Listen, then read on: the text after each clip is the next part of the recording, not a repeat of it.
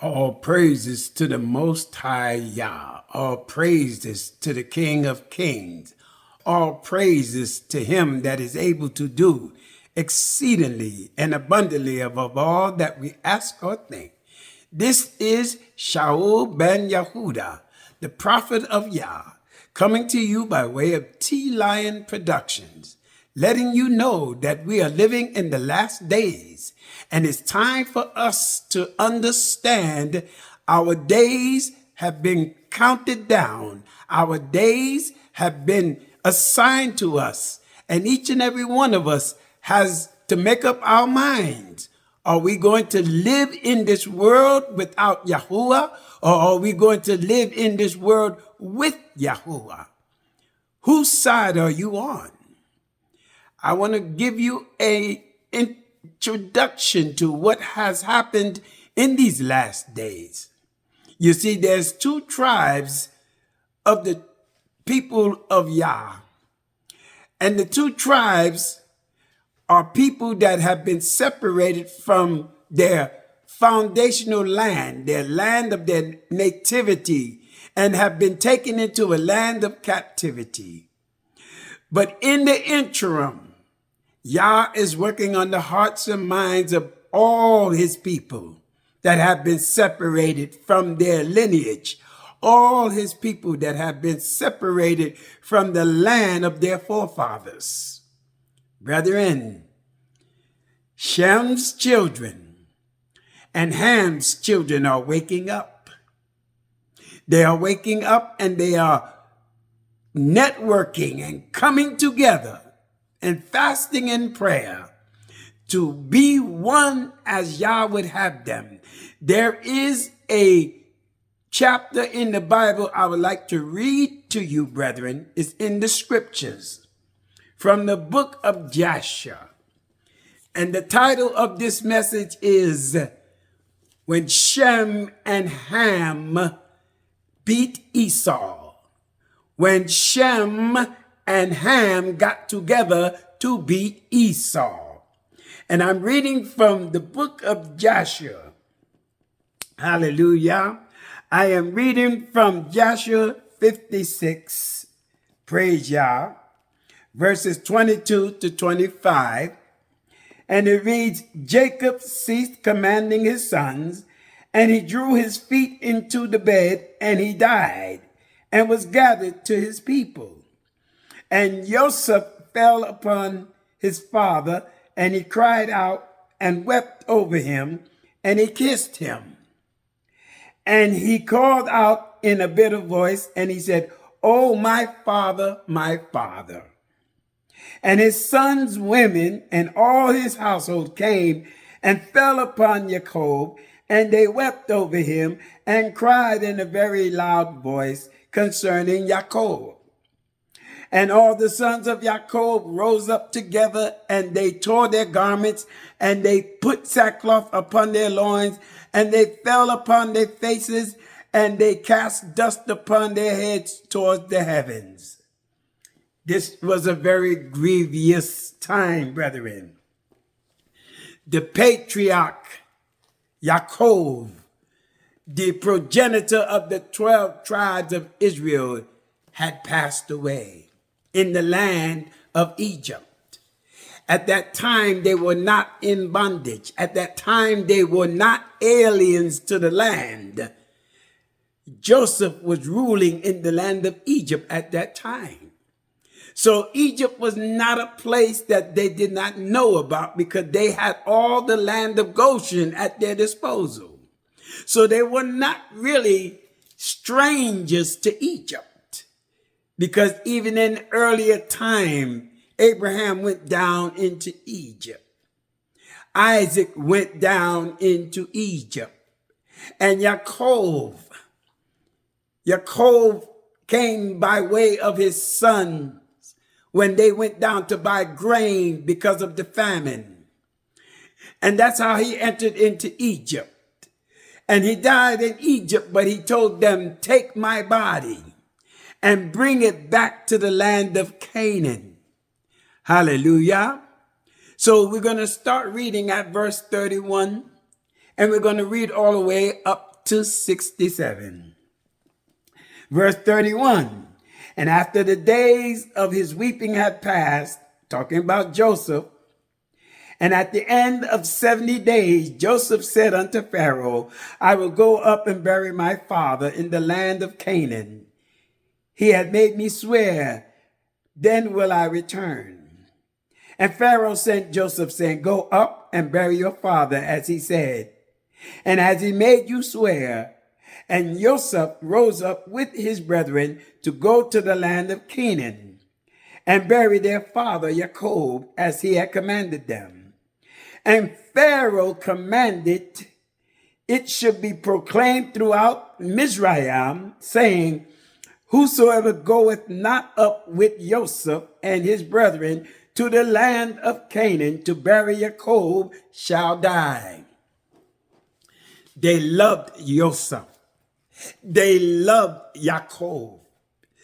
Yah's people are supposed to be people that project love.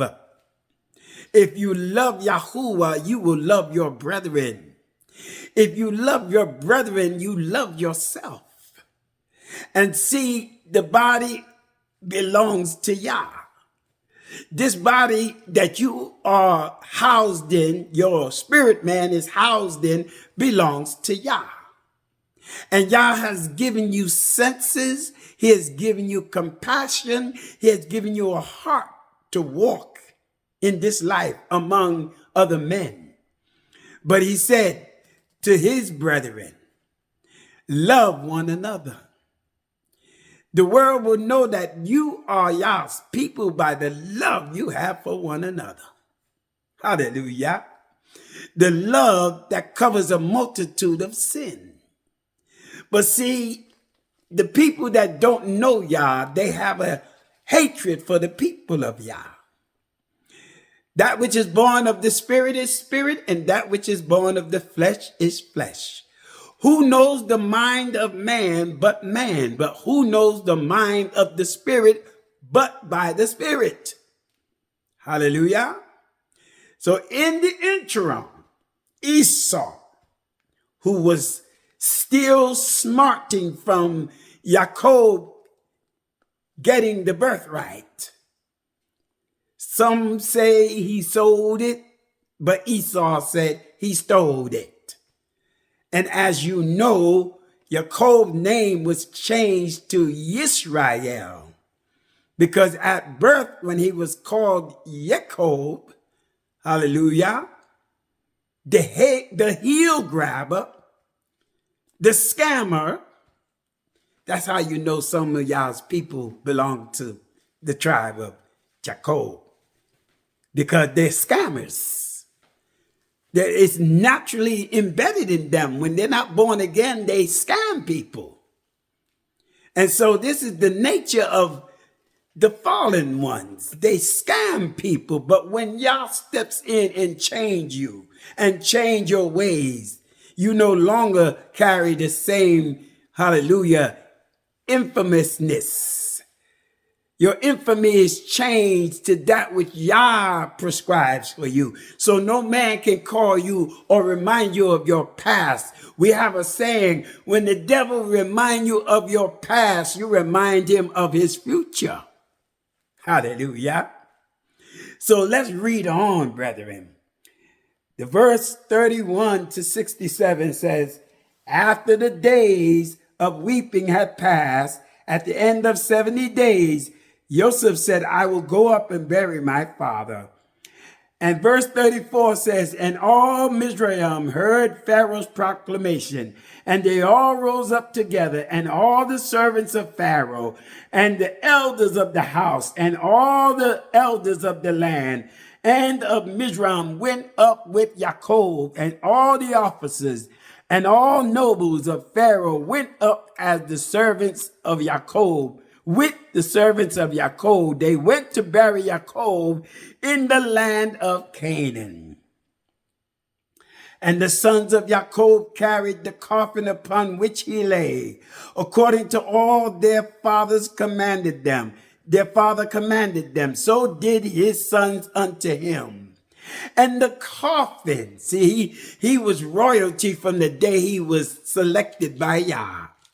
See, we are chosen before the foundation of the world. So we who claim to be of royalty, we have to be exemplified by what we say and do when we are acting among other nations. It behooves us to be dignified. It behooves us to walk like royalty that we already are, because it's in the DNA. Hallelujah. And it says the coffin was of pure gold, and it was inlaid round about with onyx stones and bdellium, and the covering of the coffin was gold woven work, joined with threads, and over them were hooks of onyx stones and bdellium. And Joseph placed upon the head of his father Jacob a large golden crown. And he put a golden scepter in his hand, and they surrounded the coffin as the custom of kings during their lives. And all the troops of Egypt went before him in disarray. At first, all the mighty men of Pharaoh and the mighty men of Joseph, and after them the rest of the inhabitants of Mizraim. And they were all girded with swords and equipped with coats of mail, and the trappings of war were upon them. And all the weepers and mourners went at a distance opposite to the coffin, going and weeping and lamenting, and the rest of the people went after the coffin. Praise Yah. A royal burial. And when we read in Genesis, hallelujah, the 50th chapter, it says, hallelujah, when they were going up, praise Yah, they were mourning Jacob, and they were going up, and there went up both chariots and horsemen, as it was a great company. And they came to the threshing floor of Atad, which is beyond the Jordan. And there they mourned with great and very sore lamentation. And he made a mourning for his father 7 days. And when the inhabitants of the land, the Canaanites, saw the mourning in the floor of Atad, they said, "This is a grievous mourning to the Egyptians." Wherefore the name of it is called Abel Mizraim, which is beyond the Jordan. Hallelujah. For his sons carried him, verse 13, for his sons carried him into the land of Canaan and buried him in the cave of Makpelah, which Abraham bought. Hallelujah. Which Abraham bought with the field for possession of a burying place of Ephron the Hittite before Mamre. Hallelujah. It was a royal funeral, a royal procession. Jacob, progenitor of the 12 tribes of Israel, was being honored like a great king. And Joseph, being second hand to Pharaoh, he was honoring his father like a great king. Hallelujah. But Esau, let's get back to Esau. Esau had somewhat against his brother. Though he promised not to fight with his brother, though he promised not to be bitter against his brother, Esau sought revenge for his birthright. Esau disputed with Joseph about the burying ground. Hallelujah. It says in verse 44 of Joshua 56, and all the kings beheld Jacob's coffin, and behold, Joseph's crown was upon it, and they also put their crowns upon the coffin, and encircled it with crowns.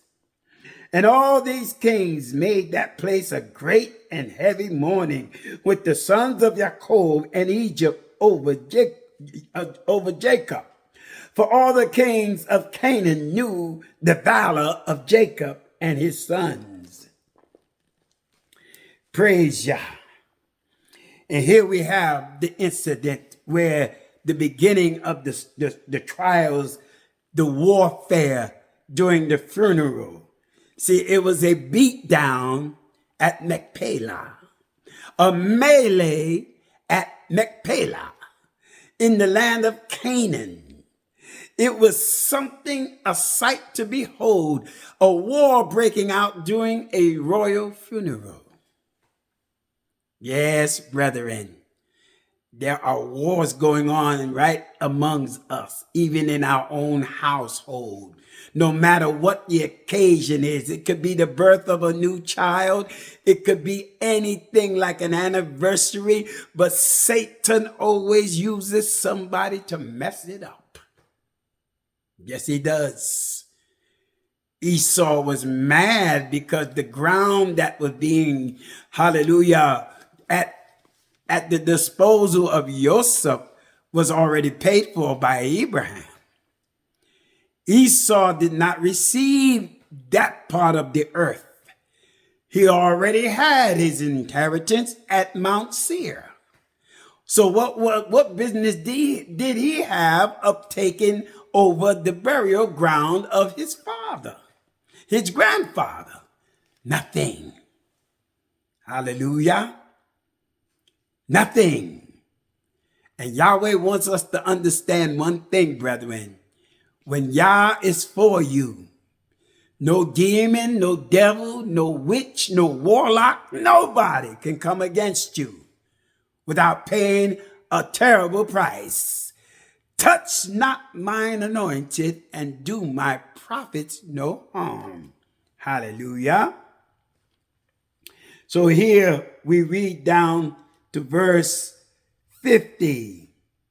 Praise Yah. 51. And Joseph and his brethren heard the words of Esau's son. Esau's sons rose up and said, you cannot bury this body, this royal body in this land. You cannot bury him. The cave belonged to us. It came to pass when Esau came, he mourned his brother Jacob, and all Mizraim and Canaan again rose up and mourned a great mourning with Esau over Jacob in that place. And Joseph and his brethren brought their father Jacob from that place, and they went to Hebron to bury Jacob at the cave by his fathers. And they came unto Kirath Arba to the cave. As they came, Esau stood with his sons against Joseph and his brethren as a hindrance in the cave, saying, Jacob shall not be buried therein, for it belongs to us and to our father. Jacob was the brother of Esau. Esau came as a affront to his children.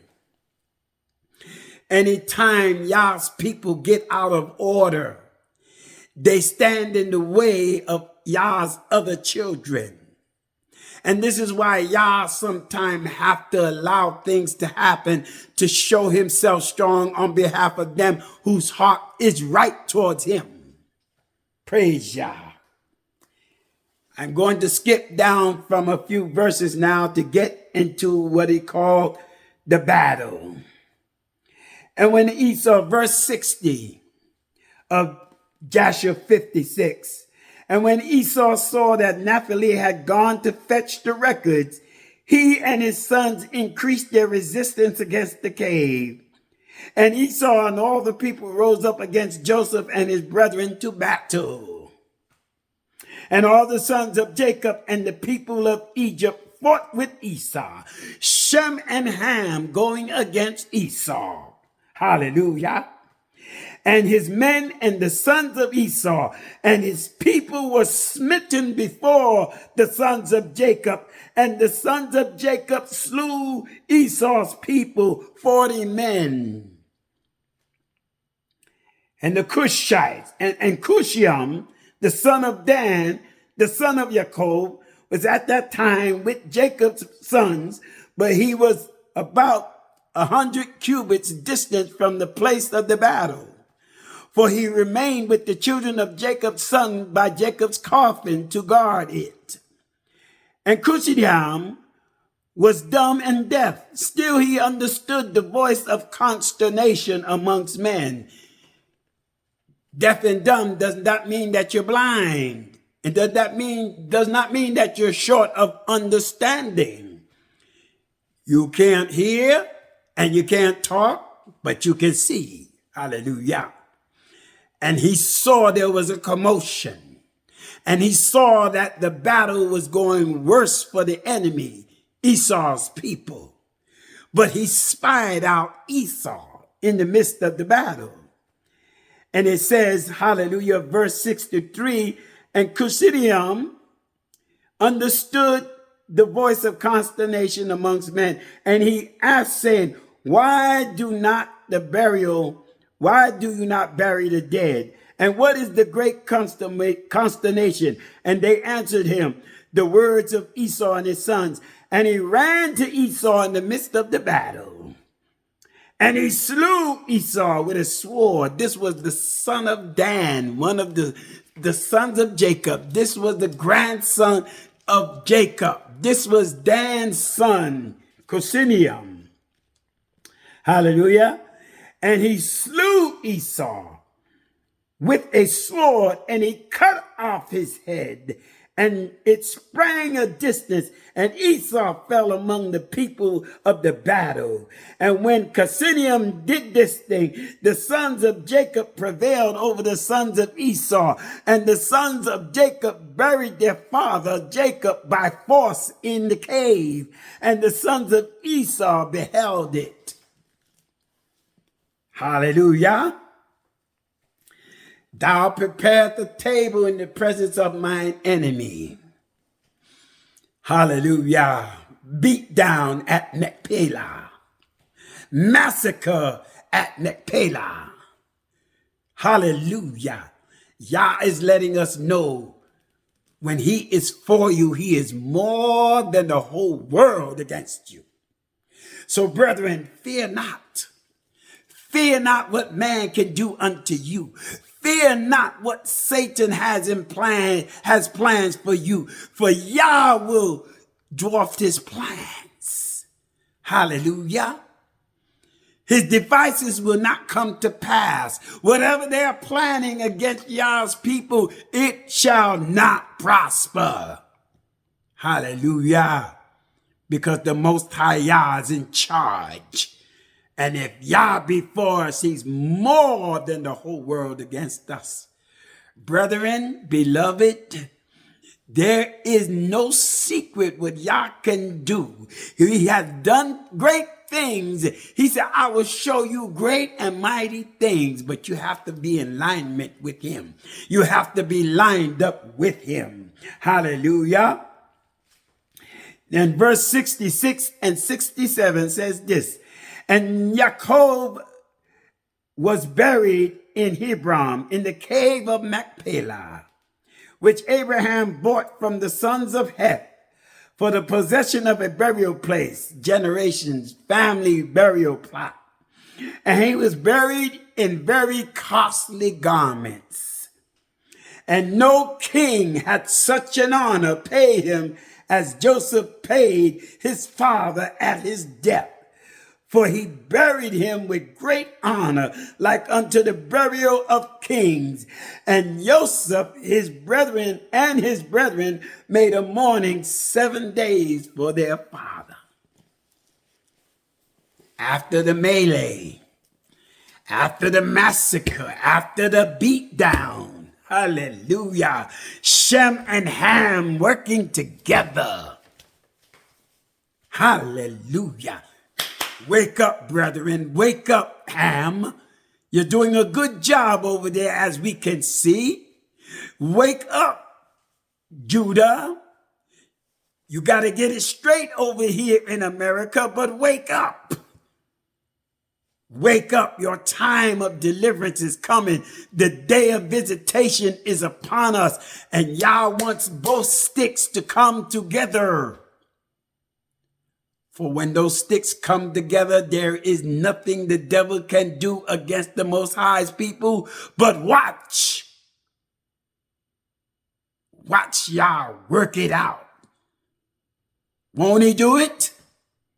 Won't he do it? Won't he work it out? Yah will work it out, won't he, brethren?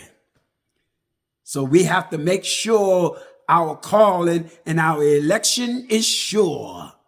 Praise Yah. Make sure our calling and election is sure so that Yah can fight for us. No matter what technology is being used, if Yah be for us, he's more than all the works of iniquity that comes against us. He's more than the whole world against us. Praise Yah. This is Shaul ben Yehuda coming to you by way of T-Lion Productions. Come out of her, my people, and be saved. Look unto Yahuwah and be saved, all ye ends of the earth. Shalom, shalom, and shalom.